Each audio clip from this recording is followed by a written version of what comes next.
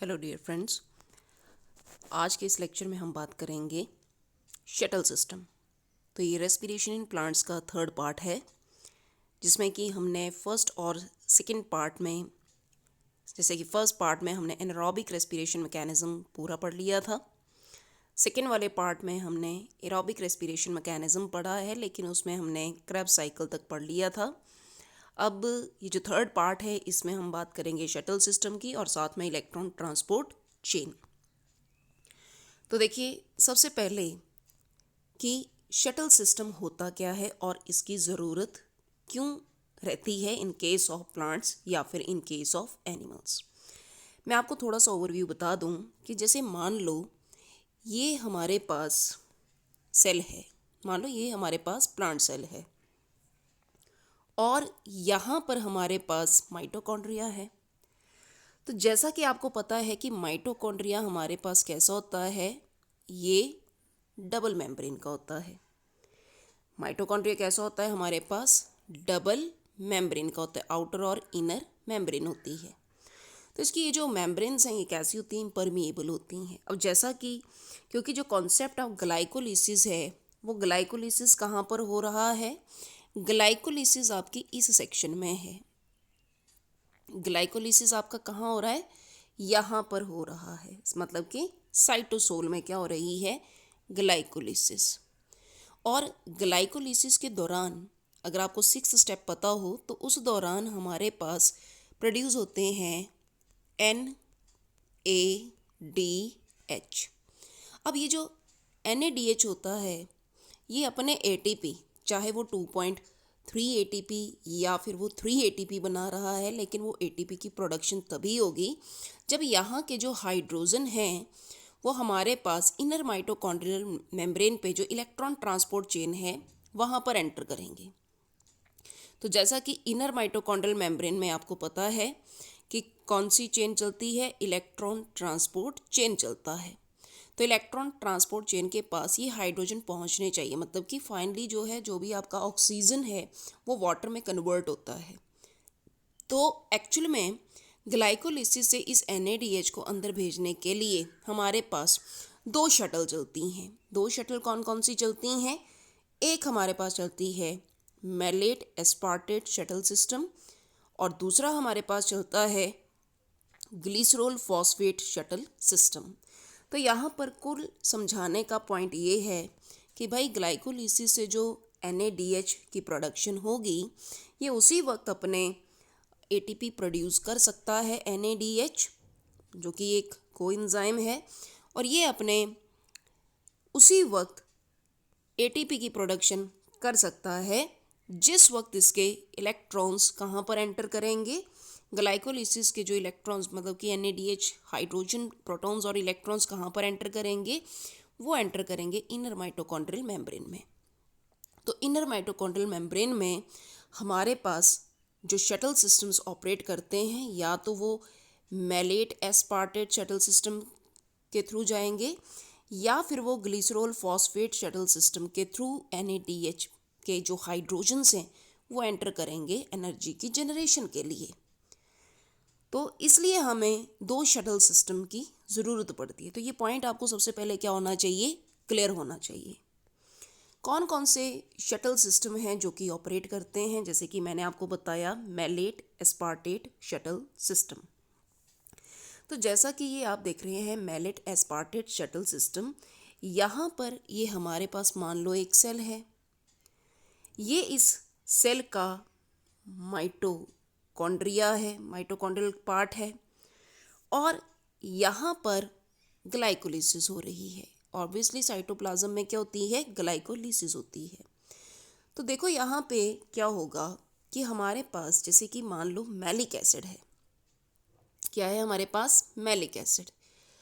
अब एक्चुअल में ये जो NADH+H पॉजिटिव हैं ये कहाँ से प्रोड्यूस हो रही है, ग्लाइकोलिसिस के प्रोड्यूस हो रहे हैं, और ये ग्लाइकोलिसिस के कहाँ पर जा रहे हैं, मैलिक एसिड के पास जा रहे हैं।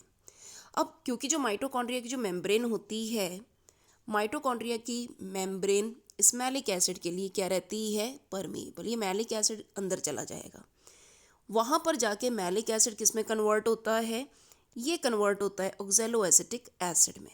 तो जैसे ऑक्सैलो एसिटिक एसिड में ये कन्वर्ट होगा मैलिक एसिड, जो NAD प्लस है ये किस में कन्वर्ट हो जाएगा, NADH प्लस H पॉजिटिव में। और ये जो NADH प्लस H पॉजिटिव है ये कहाँ पर एंटर करेंगे, जो भी माइटोकॉन्ड्रिया की इनर माइटोकॉन्ड्रियल मेम्ब्रेन है वहाँ पे इलेक्ट्रॉन ट्रांसपोर्ट चेन हो रही है, वहाँ पे ये क्या करते हैं, एंटर करते हैं।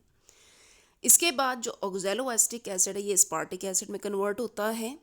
ये एस्पार्टिक एसिड दोबारा से हमारे साइटोप्लाज्म में जाएगा।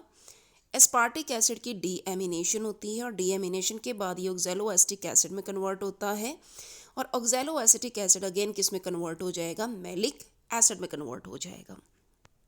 तो यहाँ पर आपने एक बार दोबारा से इस पॉइंट को सुनना है कि जैसे कि हमारे पास ये प्लांट सेल है और इस प्लांट सेल में ये क्या है, माइटोकॉन्ड्रिया है।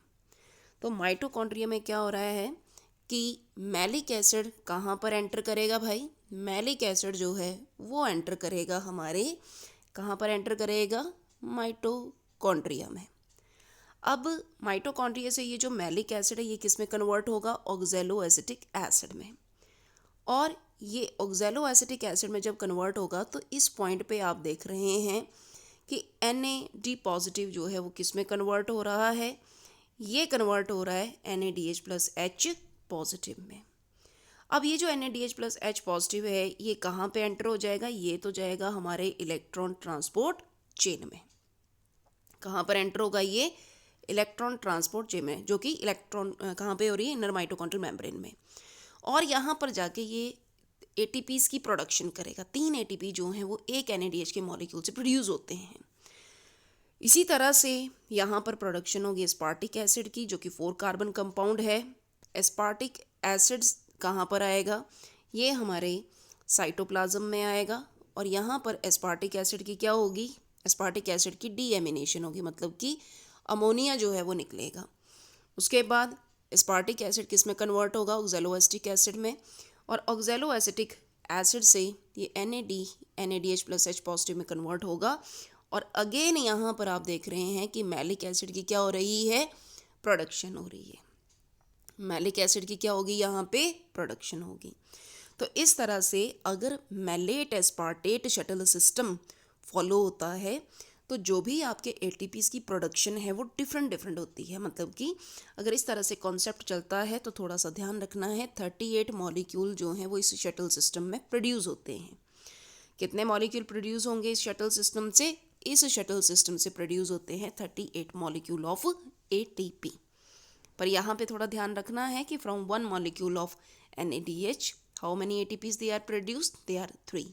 तो अगर उस हिसाब से अगर आप डाटा लिंक करेंगे, क्योंकि पूरा डिटेल आपको प्रीवियस लेक्चर में दी जा चुकी है, तो इस शटल सिस्टम में 38 मॉलिक्यूल जो हैं वो प्रोड्यूस होते हैं फ्रॉम 1 मॉलिक्यूल ऑफ ग्लूकोज। तो आपके पास अगर एक ग्लूकोज का मॉलिक्यूल है मान लो, तो एक ग्लूकोज के मॉलिक्यूल से जब यहाँ पे एरोबिक रेस्पिरेशन होगी और इस तरह से ये पूरा शटल सिस्टम चलेगा तो यहाँ पर कितने मॉलिक्यूल प्रोड्यूस होंगे, 38 मॉलिक्यूल ऑफ ATP की प्रोडक्शन रहेगी। और ये शटल सिस्टम हमारी बॉडी में कहाँ कहाँ चलता है, ये शटल सिस्टम हमारी बॉडी में चलेगा हार्ट में, किडनी में और साथ में लीवर सेल्स में फॉलो होता है। तो हार्ट, किडनी और लीवर सेल में malate aspartate shuttle system follow होगा। होपफुली आपको ये पॉइंट क्लियर हुआ होगा कि कितने ATPs जो हैं वो इस तरह की ग्लाइकोलिसिस में या इस तरह की एरोबिक रेस्पिरेशन में प्रोड्यूस होती है। अगर हार्ट में हो रहा है, किडनी में हो रहा है, लीवर सेल में हो रहा है, तो आपके पास ऑब्वियसली 38 मॉलिक्यूल ऑफ ATP जो है वो प्रोड्यूस होंगे फ्रॉम 1 मॉलिक्यूल ऑफ ग्लूकोज। इसी तरह से नेक्स्ट हम बात करते हैं, नेक्स्ट है हमारे पास ग्लिसरॉल फॉस्फेट शटल सिस्टम। तो जब ग्लिसरॉल फॉस्फेट शटल सिस्टम काम करेगा, जैसा कि ये शटल सिस्टम हमारे ब्रेन में काम करता है और इस शटल सिस्टम के दौरान 36 ATP के मॉलिक्यूल जो हैं वो क्या होते हैं, प्रोड्यूस होते हैं। अब क्यों प्रोड्यूस होते हैं, ये वेरिएशन क्यों देखी गई है, उसके पीछे रीज़न क्या है, वो आप यहाँ पर देखोगे। तो ग्लिसरॉल फॉस्फेट शटल सिस्टम जैसे कि हमारे ब्रेन और नर्व सेल में ये चलने वाला है।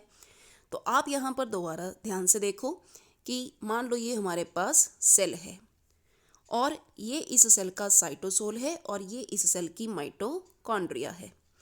तो जैसा आपने पीछे पढ़ा, मतलब कि प्रीवियस स्लाइड में आपने पढ़ा कि यहाँ पर क्या होगा कि साइटोसोल में आप देख रहे हैं क्या बन रहा है, डाईहाइड्रोक्सी एसीटोन फॉस्फेट। ये आपको अच्छे से पता है कि ग्लाइकोलिसिस के 6 नंबर के स्टेप में कुछ ऐसा चलता है कि वहाँ पे ग्लिसरॉल्डिहाइड 3 फॉस्फेट और डाईहाइड्रोक्सी एसीटोन फॉस्फेट बनते हैं। तो जब भी ये डाईहाइड्रोक्सी एसीटोन फॉस्फेट आप देख रहे हैं ये किस में कन्वर्ट हो रहा है, ये ग्लिसरॉल 3 फॉस्फेट में कन्वर्ट हो रहा है। तो यहाँ पर ये जो NaDH+H पॉजिटिव हैं ये किस में कन्वर्ट हो रहे हैं, NAD पॉजिटिव में। मतलब कि ये हाइड्रोजन कौन रिसीव कर रहा है, ग्लिसरॉल 3 फॉस्फेट। अब ये जो ग्लिसरॉल 3 फॉस्फेट है ये इस माइटोकॉन्ड्रिया में एंटर करेगा इस शटल सिस्टम के थ्रू, और अब ये ग्लिसरॉल 3 फॉस्फेट से जो हाइड्रोजन्स हैं वो फर्दर कौन रिसीव करता है, यहाँ पर कौन सा कोएंजाइम है, यहाँ पर होता है फैड, फ्लेविन एडेनिन डाई न्यूक्लियोटाइड। तो यहाँ पर कौन रिसीव करेगा, FAD, और ये किस में कन्वर्ट हो जाता है, FADH2 में। तो दरअसल कहानी कुछ ऐसी है कि यहाँ पर ग्लिसरॉल 3 फॉस्फेट जो है वो कन्वर्ट हो जाएगा, किस में कन्वर्ट होगा, यहाँ पे ये कन्वर्ट होता है NaDH+H पॉजिटिव से NAD बनता है भाई। यहाँ पे क्या बनेगा, यहाँ पे NAD बनेगा। थोड़ा सा ये राइटिंग इसलिए ठीक नहीं आती क्योंकि ये मोबाइल के ऊपर इसका रहता है recording, so that is the problem. तो आप यहाँ पर ध्यान दो कि ये जो हाइड्रोजन से ये कौन रिसीव करेगा, यहाँ पे फैड, और फैड इसको आगे कहाँ ले जाएगा, इलेक्ट्रॉन ट्रांसपोर्ट चेन में। यहाँ पर एक मॉलिक्यूल फैड का 2 ATP बना रहा होता है, तो ऑब्वियसली डाटा वैसे वेरी करेगा। और उसके बाद ये जो ग्लिसरॉल 3 फॉस्फेट है ये फर्दर किस में कन्वर्ट हो जाएगा, ये कन्वर्ट होगा डाईहाइड्रोक्सी एसीटोन फॉस्फेट में। तो नेट ATP का प्रोडक्शन यहाँ से अगर देखा जाए तो यहाँ पे 36 मॉलिक्यूल ऑफ ATP की प्रोडक्शन जो है वो रहती है। तो ये है हमारे पास ग्लिसरॉल फॉस्फेट शटल सिस्टम। तो भाई ये बात आपको क्लियर होनी चाहिए कि जो भी ग्लाइकोलिसिस के दौरान जो हाइड्रोजन प्रोड्यूस होते हैं, NaDH+H पॉजिटिव प्रोड्यूस होता है, वो उसी वक्त ATP बना सकता है अगर वो हाइड्रोजन या वो जो इलेक्ट्रॉन्स हैं वो कहाँ पर एंटर करें, इलेक्ट्रॉन ट्रांसपोर्ट चेन में, जो कि माइटोकॉन्ड्रिया की इनर माइटोकॉन्ड्रियल मेम्ब्रेन पर चली होती है। डिपेंड करता है कि क्या वहाँ पर हाइड्रोजन NAD ले रहा है कि क्या वहाँ पर हाइड्रोजन जो वो फैड ले रहा है। अगर NAD लेगा तो 38 मॉलिक्यूल आएंगे, और अगर फैड रिसीव करेगा तो आपके पास 36 ATP जो है वो एरोबिक रेस्पिरेशन से प्रोड्यूस होंगे। तो ये वेरी करता है हमारे जैसे कि डिफरेंट सेल्स में। तो ये हो गया हमारे पास शटल सिस्टम। इसी तरह से अब यहाँ पर थोड़ा सा डिटेल मैंने और भी ऐड की है कि यहाँ पर अगर मान लो ग्लाइकोलिसिस चला है तो ग्लाइकोलिसिस से आपको पता है नेट गेन जो है वो सिर्फ 2 ATP का होता है। और अगर ये जो NaDH+H पॉजिटिव के 2 मॉलिक्यूल हैं, अगर इलेक्ट्रॉन ट्रांसपोर्ट चेन में माइटोकॉन्ड्रिया में कौन ले रहा है, फैड ले रहा है, तो यहाँ पे जो ATP के प्रोडक्शन रहेगा वो कितने रहेंगे, ओनली 4 ATP। लिंक रिएक्शन से आपके पास कितने आते हैं, 6 ATP आते हैं। और क्रेब्स साइकिल से आपको पता है कितने ATP आते हैं, 18 ATP जो है वो NAD प्रोड्यूस करेगा, 4 ATP जो वो फैड प्रोड्यूस करेगा, और यहाँ पे GTP जो है वो कितने प्रोड्यूस होते हैं, 2। तो आप इसको टोटल करके देख लो कि टोटल करने पर हमारे पास यहाँ पे कितने प्रोड्यूस हो रहे हैं, 4 और 2 6 हैं, 6 और 6 12 हैं। 12 के बाद आप देख रहे हैं कि 12 ATPs तो यहाँ पर प्रोड्यूस हो रहे हैं। उसके बाद यहाँ पर प्रोड्यूस हो रहे हैं 18। तो 18 से कितना हो गया, 12 प्लस 18 हमारे पास कितना हो गया, 30, और साथ में 4, 34 और 2 दैट इज़ 36। तो यहाँ पे अगर आप इस टोटल को आप आराम से कर लेना कि इस टोटल में अगर आपके पास ग्लिसरॉल फॉस्फेट शटल सिस्टम चला हुआ है तो आपके पास टोटल यहाँ पे कितने ATP प्रोड्यूस होंगे भाई, यहाँ पे प्रोड्यूस होंगे 36 molecule of ATP they would be produce. इसी तरह से अब हम बात करेंगे इलेक्ट्रॉन ट्रांसपोर्ट चेन। तो इलेक्ट्रॉन ट्रांसपोर्ट चेन मैंने आपको पहले ही बता दिया, जैसे मान लो ये हमारे पास सेल है और ये हमारे पास माइटोकॉन्ड्रिया है। तो इस माइटोकॉन्ड्रिया की जो इनर माइटोकॉन्ड्रियल मेम्ब्रेन है, उस इनर माइटोकॉन्ड्रियल मेम्ब्रेन में क्या होती है, इलेक्ट्रॉन ट्रांसपोर्ट चेन होती है। This is the site of ETC। ठीक है, ये आपको आइडिया होना चाहिए।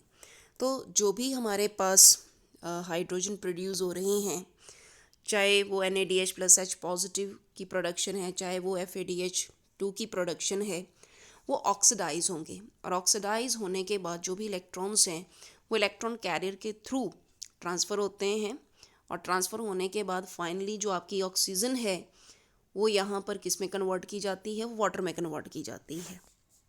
जो भी आप देखते हैं एरोबिक रेस्पिरेशन में, जो भी आप रिएक्शन देखते हैं, जिस रिएक्शन में आपको याद होगा कि अब मैं थोड़ा सा बता दूं यहाँ पे कि आप रिएक्शन कुछ इस तरह से करते हैं कि C6H12O6, इसकी आप क्या करवाते हैं, ऑक्सीडेशन, और आपके पास क्या बनता है, कार्बन डाइऑक्साइड और साथ में वाटर, साथ में क्या बनती है, एनर्जी। तो भाई अब ये जो वाटर बनता है ये क्यों बनता है, क्योंकि ये जितने भी हाइड्रोजन यहाँ पे प्रोड्यूस हो रहे हैं, चाहे नैड कर रहा है चाहे फैड कर रहा है, ये सारे के सारे हाइड्रोजन जो है वो ऑक्सीजन के साथ कंबाइन होंगे, और कंबाइन होने के बाद इस ऑक्सीजन को कन्वर्ट करते हैं ये वाटर में। तो यहाँ पे वाटर की प्रोडक्शन होती है, इसलिए इलेक्ट्रॉन ट्रांसपोर्ट चेन की हमें ज़रूरत पड़ती है, क्योंकि जितने भी इलेक्ट्रॉन ट्रांसपोर्ट चेन के जो कैरियर्स होते हैं वो अपने ऑक्सीडेशन रिडक्शन पोटेंशियल के अकॉर्डिंग जो है वो क्या होंगे, सेटल होंगे, अरेंजमेंट होगा उनका। तो आप यहाँ पर देख रहे हो कि अगर हम नैड या फैड की बात कर रहे हैं तो ये इलेक्ट्रॉन ट्रांसपोर्ट चेन में हाइड्रोजन को प्रोड्यूस करते हैं। ये इसका रेड्यूस्ड स्टेट होता है, जब आप NaDH+H पॉजिटिव बोल रहे हैं या FADH2 बोल रहे हैं तो ये इसकी रेड्यूस्ड स्टेट है।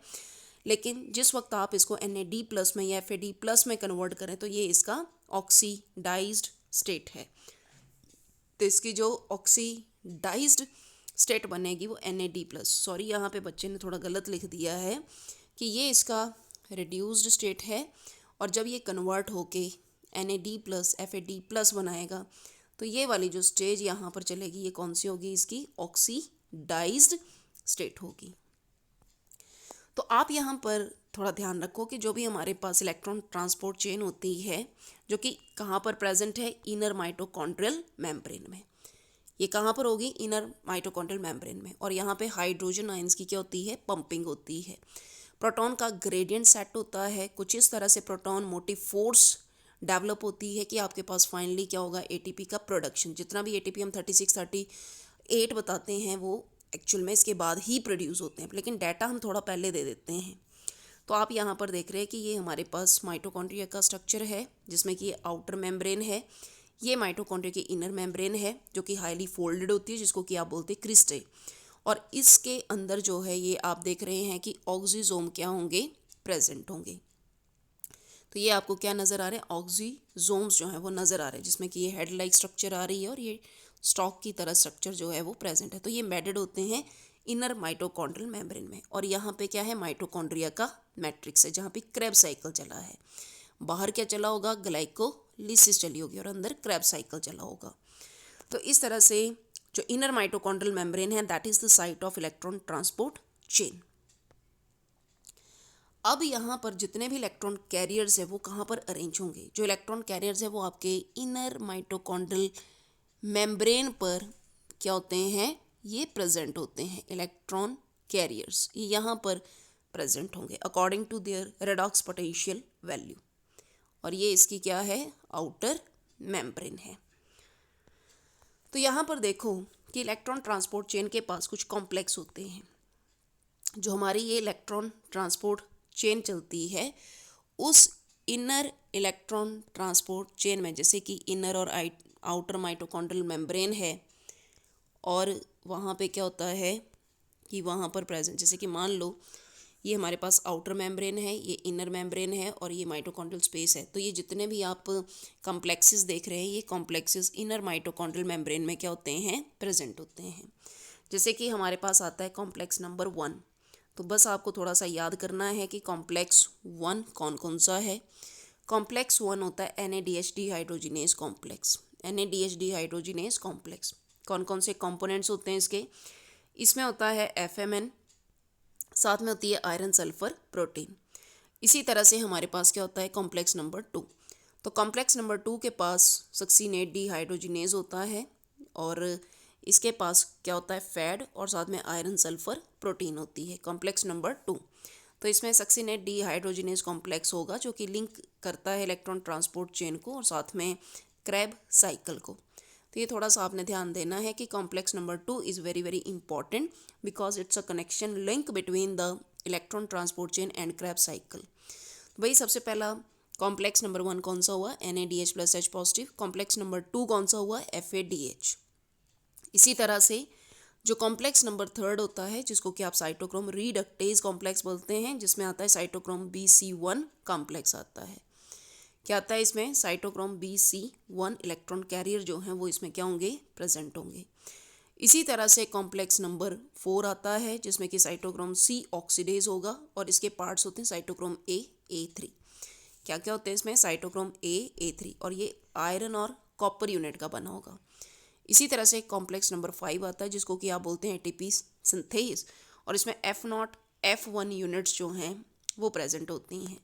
तो थोड़ा सा आपने ध्यान रखना है कि जब भी हम बात करेंगे इलेक्ट्रॉन ट्रांसपोर्ट चेन की तो उस इलेक्ट्रॉन ट्रांसपोर्ट चेन में कॉम्प्लेक्सेस आते हैं, कॉम्प्लेक्स 1 2 3 4 और साथ में आएगा 5। वैसे बेसिकली हम 4 इलेक्ट्रॉन ट्रांसपोर्ट चेन में 4 को कंसीडर करते हैं। जो कॉम्प्लेक्स 1 है वो NaDH डिहाइड्रोजिनेज होगा, जो कॉम्प्लेक्स नंबर 2 है वो आपके पास FAD होगा, जो कॉम्प्लेक्स नंबर 3 है वो साइटोक्रोम BC1 होगा, कॉम्प्लेक्स नंबर 4 जो है उसको आप साइटोक्रोम ऑक्सीडेज बोलेंगे, साइटोक्रोम AA3 यूनिट्स होंगी इसमें, और फिर जो फाइनली होता है जहाँ पे ATP की प्रोडक्शन है वो ATP सिंथेज जिसको कि आप कॉम्प्लेक्स 4 बोलते हैं। पर हमारी जो इलेक्ट्रॉन ट्रांसपोर्ट चेन आती है उसमें आप थोड़ा ध्यान रखना कि उसमें सिर्फ हमारे पास फर्स्ट 4 ही क्या होते हैं, पार्ट्स होते हैं। इलेक्ट्रॉन ट्रांसपोर्ट चेन में फर्स्ट 4 कॉम्प्लेक्स ही आएंगे। इसमें थोड़ा सा एक और पॉइंट नोट करने वाला है कि इसमें मोबाइल इलेक्ट्रॉन कैरियर्स जो हैं वो भी प्रेजेंट होते हैं। जैसे कि मोबाइल इलेक्ट्रॉन कैरियर जो वो इलेक्ट्रॉन्स को एक जगह से दूसरी जगह जो है वो ट्रांसफ़र कर देते हैं। जैसे कि हमारे पास एक आता है यूबिक्विनोन और दूसरा आता है हमारे पास साइटोक्रोम C। तो थोड़ा ध्यान रखें कि मोबाइल इलेक्ट्रॉन कैरियर में हमारे पास कौन कौन से आएंगे, यूबिक्विनोन आएगा और यूबिक्विनोन के साथ साथ हमारे पास क्या आता है, साइटोक्रोम C आता है। तो ये थोड़ा सा पॉइंट जो है वो आपने थोड़ा याद रखना है कि कौन कौन से पार्ट्स यहाँ पर चलेंगे। तो आई होप आपको कॉम्प्लेक्सेस क्लियर हुआ होंगे। अब ये जो साइटोक्रोम C है ये कहाँ पर प्रेजेंट होती है, ये इनर माइटोकॉन्ड्रियल मेम्ब्रेन की आउटर सरफेस में प्रेजेंट होती है। साइटोक्रोम C कहाँ पर होगा कि जो हमारे पास इनर माइटोकॉन्ड्रियल मेम्ब्रेन है उसके थोड़ा सा आउटर सरफेस में ये छोटी सी प्रोटीन प्रेजेंट होती है जिसको आप क्या बोलते हैं, साइटोक्रोम C बोलते हैं। और ये जो साइटोक्रोम C होता है ये कॉम्प्लेक्स 3 और कॉम्प्लेक्स 4 में इलेक्ट्रॉन कैरियर का काम करता है। जैसे मान लो हमारे पास यहाँ पे कॉम्प्लेक्स नंबर 3 है और यहाँ पर हमारे पास कॉम्प्लेक्स नंबर 4 है। तो कॉम्प्लेक्स नंबर 3 और 4 में जो इलेक्ट्रॉन्स की मूवमेंट करवाएगा वो हमारे पास करवाएगा ये साइटोक्रोम C करवाता है because it's a mobile electron carrier. तो आप यहाँ पर ये डायग्राम थोड़ा ध्यान से देखो कि इस डायग्राम से आपको काफ़ी चीज़ें जो हैं वो एक्सप्लेन होने वाली हैं। जैसा मैंने आपको बताया कि हमारे पास यहाँ पर ये आउटर माइटोकॉन्ड्रियल मेम्ब्रेन है, ये वाला पार्ट जो आपको यहाँ पे नज़र आ रहा है ये हमारे पास आउटर माइटोकॉन्ड्रियल मेम्ब्रेन है।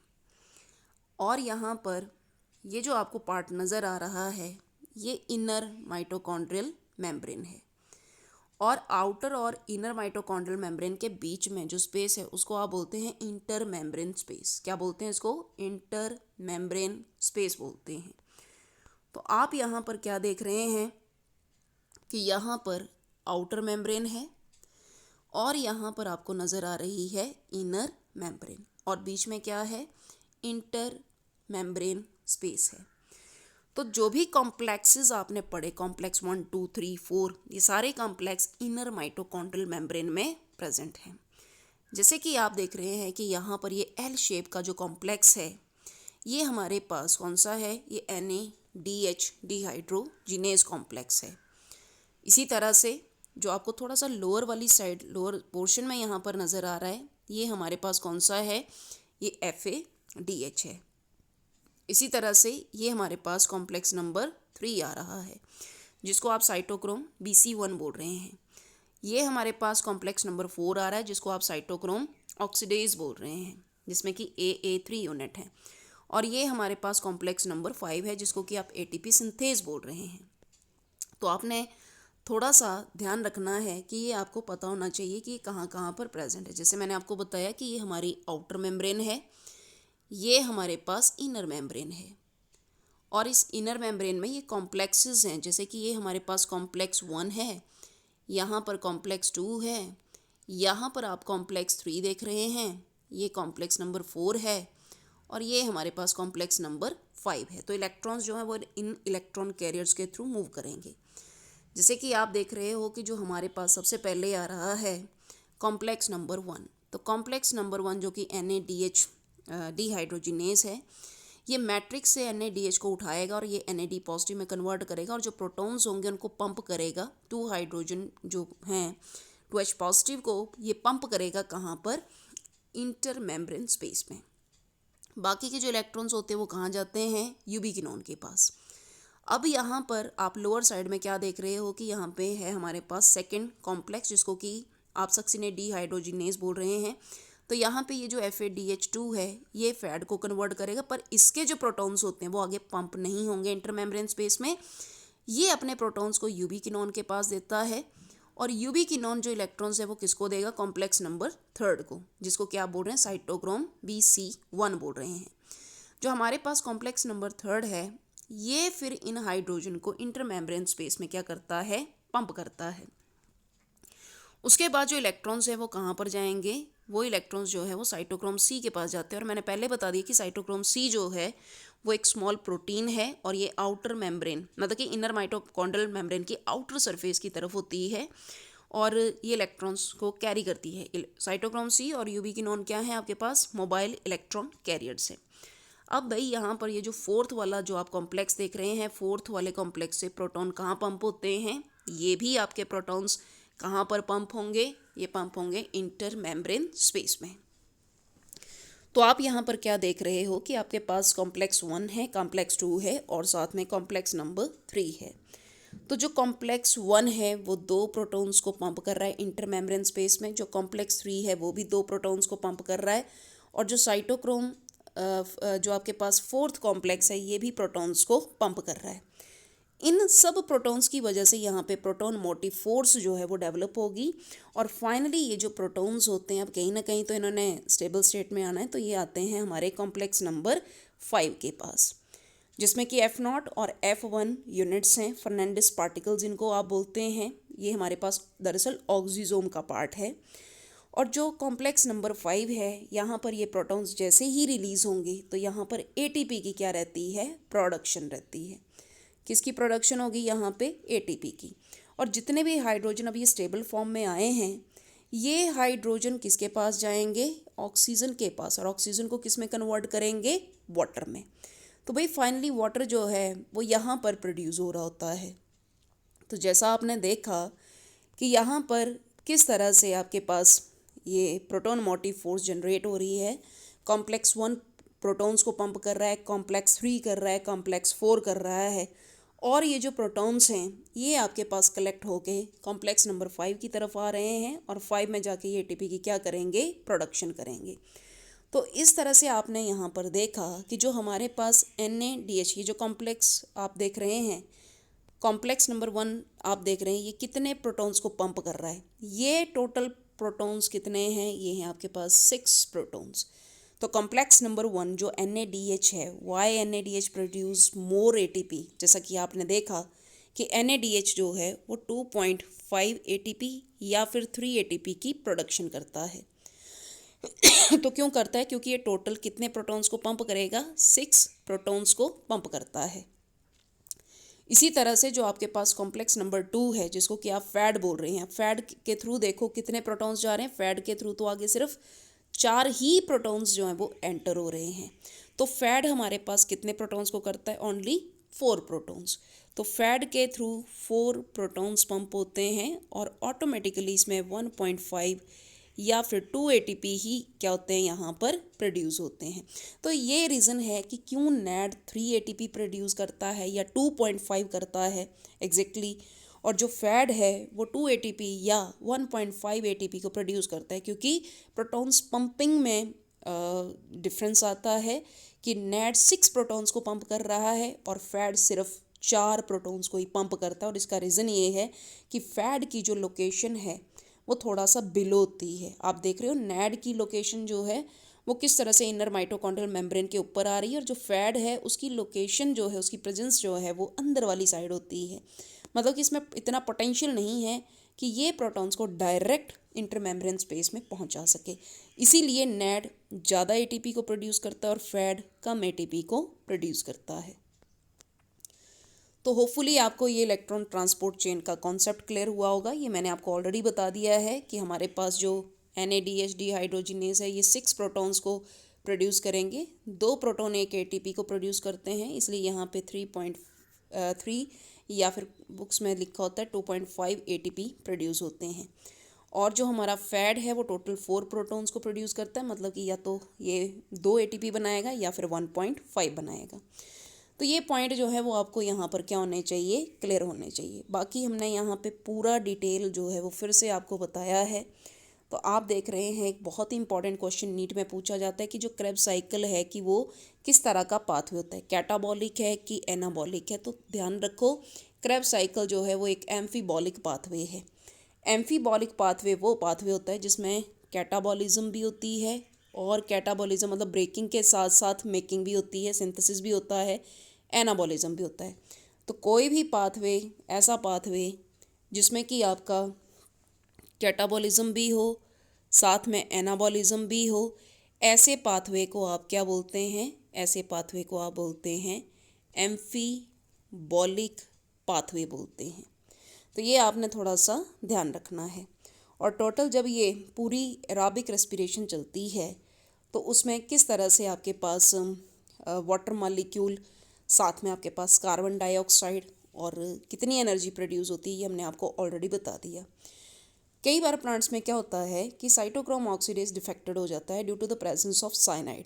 तो कई बार क्या होता है कि प्लांट्स में जो इनर माइटोकॉन्ड्रियल मेम्ब्रेन है, जिसमें कि आपको हमने बताया कि यहाँ पे साइटोक्रोम ऑक्सीडेज है, तो ये साइनाइड की वजह से पॉइजनस हो जाता है, जिसकी वजह से एक और रेस्पिरेशन फॉलो करते हैं प्लांट, जिसको हम बोलते हैं साइनाइड रेजिस्टेंट रेस्पिरेशन।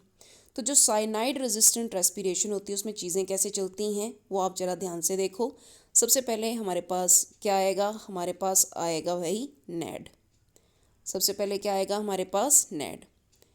नैड जो है वो कहाँ जाएगा, इलेक्ट्रॉन्स किसको देगा, FMN को, उसके बाद यूबिक्विनोन को, उसके बाद आते हैं साइटोक्रोम ऑक्सीडेज। साइटोक्रोम ऑक्सीडेज मतलब ये तो एक नॉर्मल पाथवे चला, अल्टरनेटिव ऑक्सीडेज होता है इसमें। जिन भी साइनाइड रेजिस्टेंट प्लांट्स में रेस्पिरेशन होती है वहाँ पे साइटोक्रोम ऑक्सीडेज एब्सेंट, मतलब साइटोक्रोम ऑक्सीडेज पॉइजनस हो जाता है, लेकिन वहाँ पे एक ऑल्टरनेट ऑक्सीडेज होता है। तो ऑल्टरनेट ऑक्सीडेज जो है वो यहाँ पर फॉलो करेगा। और जो साइनाइड रेजिस्टेंट रेस्पिरेशन होती है इसमें थोड़ा सा दिक्कत ये है कि यहाँ पे वाटर नहीं प्रोड्यूस होता, यहाँ पर हमारे पास प्रोड्यूस होता है हाइड्रोजन परऑक्साइड, H2O2 जो है वो प्रोड्यूस होगा। और यहाँ का बैड पॉइंट ये होता है कि यहाँ पर ATP ज़्यादा जनरेट नहीं होती, जबकि ATP जो है वो इस पाथवे में यूटिलाइज होती है। तो ये है, पर फिर भी प्लांट्स को प्रोटेक्ट करना है तो वहाँ पे साइनाइड रेजिस्टेंट रेस्पिरेशन होती है, जिसमें कि हमारा अल्टरनेट ऑक्सीडेज क्या करेगा, फॉलो। यहाँ पर बच्चे ने ऑक्सीजन लिखा, ऑक्सीजन नहीं, यहाँ पे करेक्ट करिएगा कि यहाँ पर क्या प्रोड्यूस होती है, यहाँ पे प्रोड्यूस होती है हाइड्रोजन परऑक्साइड। हाइड्रोजन परऑक्साइड जो है वो इसमें प्रोड्यूस होता है। तो साइनाइड रेजिस्टेंट रेस्पिरेशन के कौन कौन सी करैक्टरिस्टिक्स हैं, कई बार क्वेश्चन आते हैं कि यहाँ पे लो एफिनिटी होगी ऑक्सीजन के लिए as compare to cytochrome oxidase, क्योंकि यहाँ पर होता है अल्टरनेट ऑक्सीडेज। इसी तरह से जो साइनाइड रेजिस्टेंट रेस्पिरेशन है वो ATP को यूज़ करती है और हीट की प्रोडक्शन करती है, साथ में H2O2 प्रोड्यूस होगा वाटर की जगह। और ये उस वक्त ऑपरेट होता है जब ग्लाइकोलिसिस और क्रेब्स साइकिल जो है बहुत जल्दी जल्दी हो रहे होते हैं, तो इलेक्ट्रॉन्स को अकोमोडेट करने के लिए। तो जो भी हमारे प्लांट्स हैं वो साइनाइड के लिए क्या होते हैं, सेंसिटिव होते हैं। इसी तरह से ग्लूकोज ब्रेकडाउन के लिए कुछ ऑल्टरनेटिव पाथवेज भी हैं जो फॉलो होते हैं, जिसमें कि हमारे पास आता है पेंटोज फॉस्फेट पाथवे। या फिर इसको हम HMP शंट बोलते हैं। क्या बोलते हैं? पेंटोज फॉस्फेट पाथवे, या फिर इसको हम बोलते हैं hexose monophosphate shunt, HMP pathway. इसका थोड़ा ध्यान रखना अपने, पेंटोज फॉस्फेट पाथवे, या फिर आप इसको और नाम देते हैं हेक्सोस मोनोफॉस्फेट शंट। थोड़ा सा वेरी करेगा ये पाथवे, आप इसको ध्यान से देखो कि इस पाथवे में हम कहाँ से शुरू करेंगे। हम शुरू करेंगे ग्लूकोज 6 फॉस्फेट से। तो भाई ग्लूकोज 6 फॉस्फेट जो होता है वो किस में कन्वर्ट होता है? 6 फॉस्फोग्लूकोनेट में। ये जो 6 फॉस्फोग्लूकोनेट है ये फर्दर किस में कन्वर्ट होगा? राइबुलोज 5 फॉस्फेट में। जो राइबुलोज 5 फॉस्फेट होता है ये फर्दर कन्वर्ट होता है रिबुलोज 5 फॉस्फेट में और जाइलुलोज 5 फॉस्फेट में। फर्दर ये कन्वर्ट होते हैं ग्लिसरल्डिहाइड 3 फॉस्फेट और स्यूडोहेप्टुलोज 7 फॉस्फेट में। ग्लिसरल्डिहाइड 3 फॉस्फेट और स्यूडोहेप्टुलोज 7 फॉस्फेट ये कन्वर्ट होते हैं फ्रक्टोज 6 फॉस्फेट में और इरीथ्रोज 4 फॉस्फेट में। उसके बाद जो हमारे पास फ्रक्टोज 6 फॉस्फेट है ये जाइलुलोज 5 फॉस्फेट में कन्वर्ट होगा, और यहाँ पर जो इरीथ्रोज 4 फॉस्फेट होता है ये दोनों किस में एंटर करते हैं? ये यहाँ पर एंटर करते हैं फॉस्फोग्लिसरल्डिहाइड, जो कि ग्लाइकोलिसिस में बनता है। तो मतलब ये एक तरह से इनडायरेक्ट पाथवे है जिसमें कि राइबुलोज 5 फॉस्फेट को यहाँ पे राइबोज आएगा, राइबोज 5 फॉस्फेट और जाइलुलोज 5 फॉस्फेट में कन्वर्ट किया जाता है। Glyceraldehyde 3 phosphate, pseudoheptulose 7 phosphate, then fructose 6 phosphate, erythrose 4 phosphate आएंगे और ये फाइनली कन्वर्ट होंगे यहाँ पे। और जो हमारा जाइलुलोज 5 फॉस्फेट है वो फॉस्फोग्लिसरल्डिहाइड में कन्वर्ट होता है, और इस तरह से पायरुविक एसिड की क्या रहती है? प्रोडक्शन। हालांकि एक जो नॉर्मल पाथवे ग्लाइकोलिसिस का चलता है वो तो पाथवे ये वाला है, नॉर्मली तो इसी तरह से चलता है कि ग्लूकोज 6 फॉस्फेट है जो कि फ्रक्टोज 6 फॉस्फेट में कन्वर्ट होगा, फ्रक्टोज 1,6 बाई फॉस्फेट बनता है, डाईहाइड्रोक्सी एसीटोन फॉस्फेट और फॉस्फोग्लिसरल्डिहाइड, और ये कन्वर्ट होते हैं पायरुविक एसिड में। लेकिन यहाँ पर थोड़ा घुमा कर, क्योंकि शंट है ये, तो थोड़ा चेंज करके जो है सबस्ट्रेट बनेंगे अल्टरनेट पाथवे से, और फाइनली पायरुविक एसिड की क्या रहती है? प्रोडक्शन। तो इसको आप बोलते हैं पेंटोज फॉस्फेट पाथवे या फिर हेक्सोस मोनोफॉस्फेट शंट बोलते हैं। इसको आप 1 से 2 बार देखना, इसके पॉइंट्स जो हैं वो आपको याद हो जाएंगे। इसी तरह से वन मोर पाथवे जो है वो भी आता है जिसको कि आप एम्बेडन EMP पाथवे भी बोलते हैं। यहाँ पे थोड़ा सा मैं नाम चेक कर लूँ कि इसको और क्या पाथवे बोलते हैं। तो जैसे कि हमारे पास शुरू होता है ग्लूकोज 6 फॉस्फेट से, ये 6 फॉस्फोग्लूकोनिक एसिड बनेगा, ये कन्वर्ट होते हैं 2 कीटो 3 डाईऑक्सी फॉस्फोग्लूकोनिक एसिड में, जो कि पायरुविक एसिड में कन्वर्ट होगा ग्लिसरॉल 3 फॉस्फेट में, और फाइनली क्या बनता है? Pyruvic acid. तो ये भी एक तरह से क्या है हमारे पास? अल्टरनेट पाथवे है for the pyruvic acid production. इसी तरह से लास्ट में हम बात करेंगे कि हमारे पास एक होती है ऑक्सीडेटिव फॉस्फोराइलेशन और एक होती है हमारे पास फोटोफॉस्फोराइलेशन। इन दोनों में डिफरेंस क्या है कि ऑक्सीडेटिव फॉस्फोराइलेशन और फोटोफॉस्फोराइलेशन में डिफरेंस क्या है कि ऑक्सीडेटिव फॉस्फोराइलेशन एंड फोटोफॉस्फोराइलेशन, वैसे तो नाम ही क्लियर हो रहा है यहाँ पे कि रेस्पिरेशन के स्टेप में होगी ऑक्सीडेटिव फॉस्फोराइलेशन और ये फोटोसिंथेसिस के स्टेप में होगी फोटोफॉस्फोराइलेशन।